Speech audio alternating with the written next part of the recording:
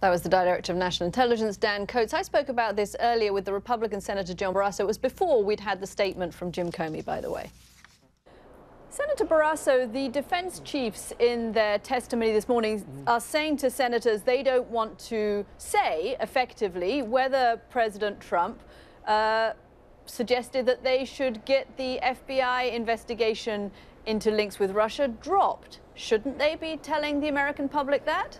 I think the American public want to know. We're going to have the former FBI Director James Comey testifying tomorrow. It's a bipartisan panel asking the questions. Republicans and Democrats alike want the answers that the American people want as well. We want to make sure that the country is safe, is secure, and is strong. And if we can't get these answers, then we're not going to feel as safe, strong, and secure as we would like. Are you concerned by the press report that the president tried to influence some of his intelligence chiefs, including Director Comey, and tried to put pressure on them to get these investigations dropped?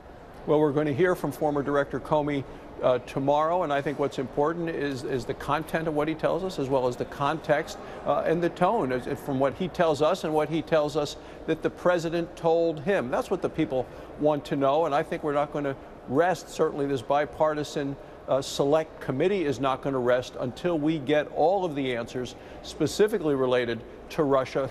You have Republicans and Democrats alike who have no trust of Vladimir Putin. We know he is trying to undermine our democracy. And it's not just here in the United States. We're seeing it in elections, you know, as in Germany, in France, in England.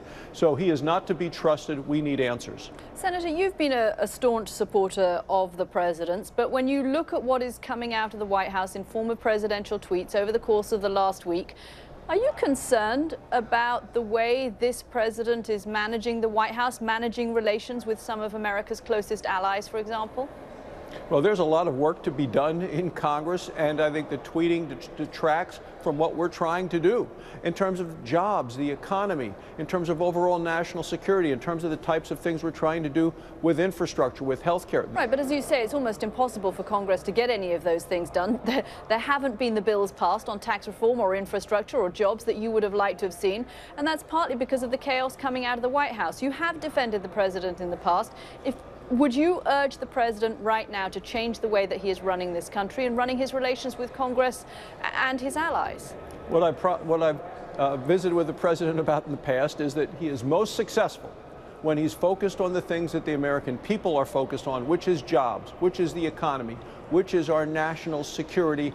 Those are the things that are a winning combination of things that people care about in terms of their daily lives. Those are the sorts of results that they want, and I think as long as he focuses on that, it's much better for all of us. Senator, you're heading home to Wyoming. How concerned are people in your state about the Russia investigation? How closely will they be listening to what Director Comey has to say tomorrow?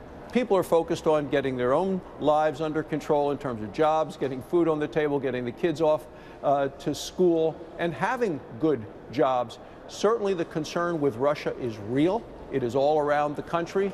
We want to make sure that our country is safe and strong. We worry about terrorism. We need to focus on those goals moving forward, and we want to make sure that we can get beyond the distractions that are currently on the table. Okay, Senator Barrasso, thanks very much. Thanks for having me.